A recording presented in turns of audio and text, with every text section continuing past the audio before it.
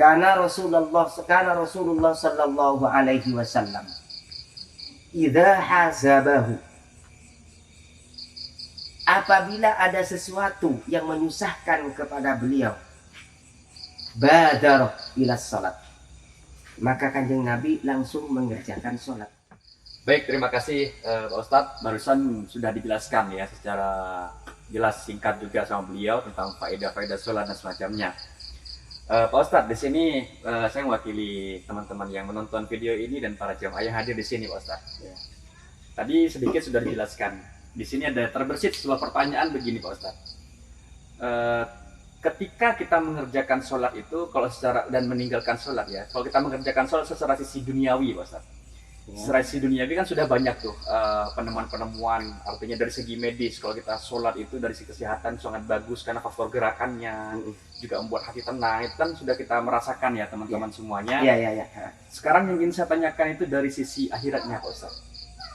Ketika kita mengerjakan sholat, apa yang akan kita dapatkan nanti di akhirat sana atau di alam kubur dan semacamnya, Pak Ustadz. Terus yang kedua, ketika kita sudah lalai dalam mengerjakan sholat, dampak apa yang akan kita rasakan nanti di akhirat? Mungkin pertanyaan ini kita usulkan, Pak Ustadz, supaya jadi gambaran buat teman-teman semuanya untuk kita tahu dan lebih menjaga lagi sholat kita, Pak Ustadz, seperti itu. Terima kasih.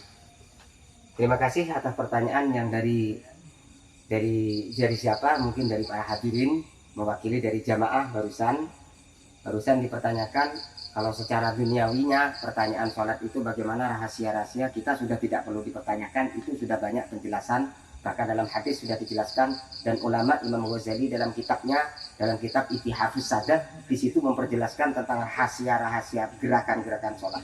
Saya tidak akan menjelaskan tentang rahasia-rahasia gerakan sholat. Yang perlu dipertanyakan tentang masalah sholat barusan, bagaimana kalau kita meninggalkan sholat dan bagaimana kalau kita mengerjakan sholat. Perlu diingat, Allah itu pernah memberikan dalam sebuah ayat, wa ma khalaqtul jinna wal insa illa liya'budun. Ini perlu dicatat. Ayat ini kata anak pondok yang belajar ilmu balaghah dan mantikiyahnya, di situ dijelaskan lafal khalaqa ini adalah sighotnya, bentuknya fi'il madi, bukan fi'il mudhari'. Kalau berupa fi'il madi berarti pekerjaan yang sudah selesai.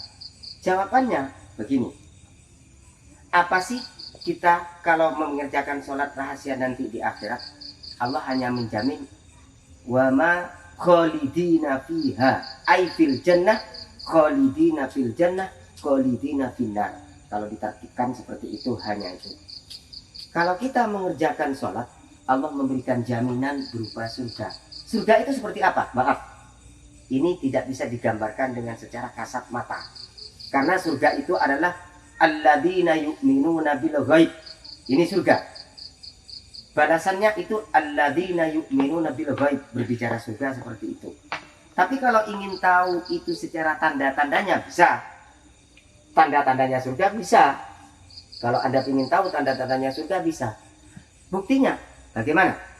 Kalau Anda ingin tahu tanda, Anda berpuasa hampir maghrib, berbuka puasa, di situ tanda-tanda kesenangan. Nah, itu termasuk tanda-tanda surga dalam sebuah hadis yang pernah digambarkan.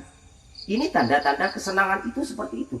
Itu hanya kembang, bunga, ibaratnya bunga surga. Bagaimana kalau di surga lagi? Ini gambarannya. Kalau Anda ingin tahu apa sih rahasia kalau kita mengerjakan sholat balasan di surga, yaitu khalidina fil jannah. Kita mengerjakan sholat. Sebaliknya, kalau kita tidak mengerjakan perintah Allah berupa sholat, apa balasannya? Ai khalidina finnar. Dia akan dikekalkan. Maaf, ayat ini bukan kekal, tapi dikekalkan di neraka. Jawaban saya biar itu tidak menjadi simpang siur. Kita masuk neraka dikekalkan, bukan kekal ya. Dan kita masuk surga dikekalkan, bukan kekal di surga. Kalau nanti kekal di surga, kekal di neraka, Allah ada yang membandingi. Ayat ini khalid, bukan makhlud. Tapi khalid isim fa'il yang berfaedah makhlud, berfaedah isim maf'ul. Nah, kalau Allah itu mengekalkan, berarti Allah ada yang membanding. Kita meninggalkan kewajiban yang berupa salat, maka tempatnya di neraka. Allah tidak mengatakan hukum. Tapi Allah menjadikan persediaan. Kalau kamu mau mengikuti apa yang saya perintahkan, ini jaminannya surga. Lek kamu memang tidak mau mengikuti apa yang saya perintahkan, ini jaminannya neraka. La ayat wa ma khalaqtul jinna wal insa illa liya'budun, kita kembali kepada ayat itu. Allah bukan butuh disembah, sehingga kita tidak simpang siur cara memahamkan. Allah bukan tidak disembah, Allah menciptakan saya. Setelah saya jadi, lek kamu mau nyaman, mau enak, lek ikuti aturan saya.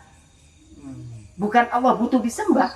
Jadi dengan keterangan ini, jadi ke belakang, dan ini agak mengembang dari pertanyaan barusan itu ya.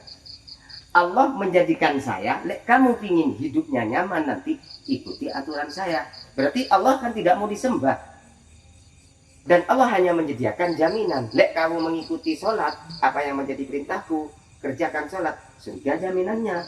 Kayak apa? Wallahu a'lam. Anda ingin tahu secara contoh sebagian saja. Kalau Anda puasa, hampir berbuka, disitulah gambaran kesenangan. Itu hanya hidup-hidupan dengan bahasa, ini hanya sebagai bunga dari surga. Bukan surganya itu. Nah, soal neraka bagaimana kalau Anda membuktikan neraka? Anda yang berkeluarga, silahkan menikmati. Ini yang menjadi gambaran dalam sebuah kitab. Dalam rumah tangga kita terjadi permasalahan, susah dan bingung. Itu gambaran neraka, bukan nerakanya. Bagaimana kalau neraka lagi? Ini secara perasaan.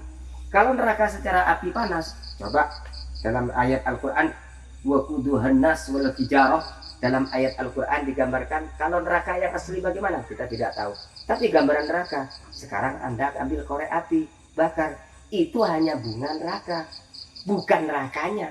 Bagaimana kalau neraka? Ini yang perlu kita nikmat dan yang perlu kita camkan dan perlu kita kaji dengan secara otak. Memang kalau barusan kata Mas Edi itu mengatakan biar kita tambah semangat untuk beribadah cara kepada Allah bagaimana? Maaf, karena pekerjaan sholat tidak langsung nampak balasan oleh Allah. Betul. Kalau urusan akhirat, kalau Anda kerja besok dapat bayaran, ini yang bikin semangat. Tapi kalau Anda itu sekarang ini yang jelas dengan apa yang barusan itu mengerjakan ibadah, tidak dijawab langsung dengan Allah, nanti ini yang membuat tidak semangat. Caranya bagaimana biar kita semangat? Ayo kita tanam rasa keimanan kita kepada Allah. Sehingga Al-Quran menjawab, hudan lil muttaqin. Siapakah muttaqin? Alladzina yu'minuna bil ghaib wa yuqimunas shalah. Percaya tentang perkara gaib, tentang adanya neraka dan surga, dan ayo kita kerjakan yang namanya sholat. Ini Al-Quran pertama tampil di surat Al-Baqarah, awal-awal surat. Nah, untuk meyakinkan bagaimana? Maaf, kita tidak punya ilmu kalau meyakinkan. Dan di kitab tidak ada gambaran ilmunya, ada pada diri kita sendiri. Allah hanya menggambarkan alladzina yu'minuna bil ghaib wa yuqimunas shalah. Ada pada diri kalian pribadi masing-masing. Ini yang bisa saya jelaskan. Baik, itu teman-teman, semoga penjelasan barusan semakin buat kita semangat untuk beribadah. Ya, karena di buku disebutkan kita semangat bekerja ketika kita tahu hasil akhirnya seperti apa. Tadi sudah dijelaskan, digambarkan. Nah, bicara tentang surga, tadi Pak Ustadz Qusairi menjelaskan tentang surga dan neraka. Insya Allah di kesempatan berikutnya, kalau teman-teman nanti banyak yang like dan banyak yang komen, kita akan lebih fokus, akan mengupas tuntas lebih jelas bagaimana gambaran surga itu sendiri, gambaran neraka khusus. Nanti ada part khusus ya teman-teman ya. Supaya kita lebih bersemangat lagi ya, kita tahu hasil akhir seperti apa kalau kita menjaga ibadah kita dengan baik dan menghindari larangan-larangan yang sudah ditentukan oleh Allah.